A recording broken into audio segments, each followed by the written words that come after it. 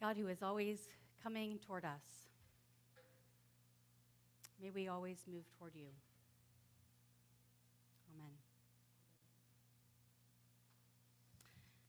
So an interesting thing has begun to happen to me this winter.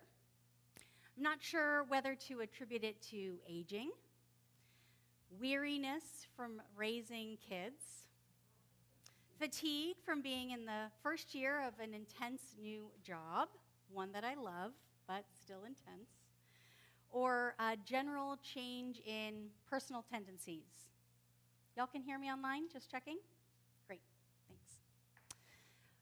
I like to attribute it to our Advent theme of luminous darkness, that maybe this message is starting to resonate within me. But this year, I am finding that once the sun goes down, it's game over. It doesn't matter that it's still 4 o'clock in the evening or afternoon. It doesn't matter that in the summertime I would still feel like it was high noon and had hours to go before nighttime. It doesn't matter that sometimes there are still things to be done after 4 o'clock. Once that sun sets in the late afternoon, my body and energy begins to power down. I can almost hear it. And I am interested in doing absolutely 0 things that take me back outside my home.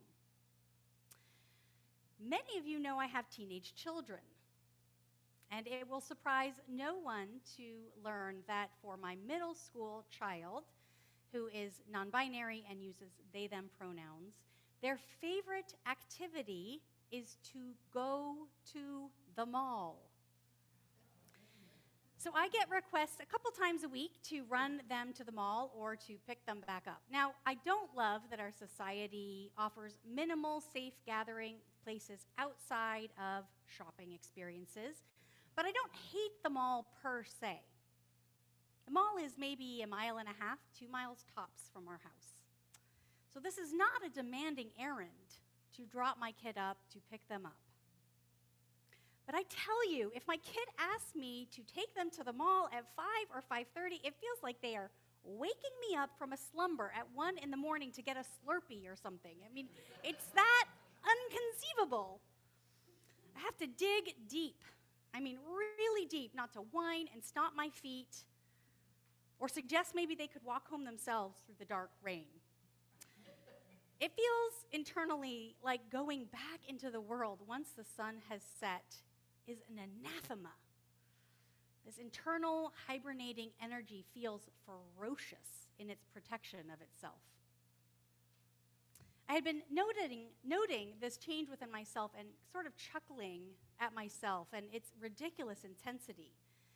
But this video we watched today by womanist Kelly Brown Douglas speaking about Advent gave me a different lens with which to ponder it. All Advent, we've been talking about the luminous dark, the sacred dwelling in darkness, of the darkness itself being holy. And in this time of year, that darkness is all around us. For many of us, it is dark when we wake up, when we get ready for the day, and when we leave for work. The darkness returns mid-afternoon, accompanying us on our return home, our afternoon and evening activities, and through the night. It can feel ever present, the darkness, ever present, particularly in the Pacific Northwest, where we rarely get this sunshine that's pouring in, this brightness of daytime sunshine in midwinter to offer a counterpoint to the darkness of night. It sort of stays a muted gray all day.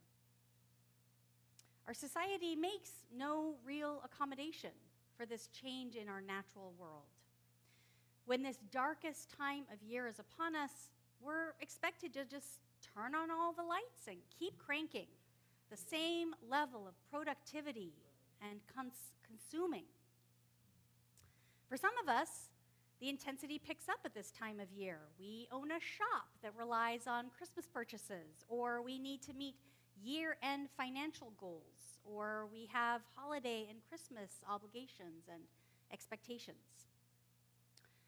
Many, many years I have thought it my duty, my job, the job of wintertime, to push past this sense of slowness and inertia that crops up in the wintertime, to get to the gym, to go on the outings, to do all the activities. But this year, it feels to me like I'm finally to a point of ceding to this internal knowing, that place that our other reading calls us to, that winter and darkness, they bring a natural rhythm of withdrawing, of hibernating, a need for quiet and calm. It's as if God's darkness is beckoning me to rest, to stillness, to less doing. And in responding to this nudge, it feels like I'm moving toward God. Oftentimes, when I hear calls like Dr. Brown Douglas's to work toward justice and freedom for all people, I feel convicted to do more. My list isn't long enough. My activities, my volunteerism, my engagement with social justice issues are not enough. I feel like I'm supposed to get off my couch and work, to show up, to put my hands to the task. But in Advent, we are called to wait, not to do. We are called to wait in sacred anticipation. That's the whole vibe of Advent, 4 weeks of waiting in the dark. We are waiting for the improbable news that God is coming to us as an infant.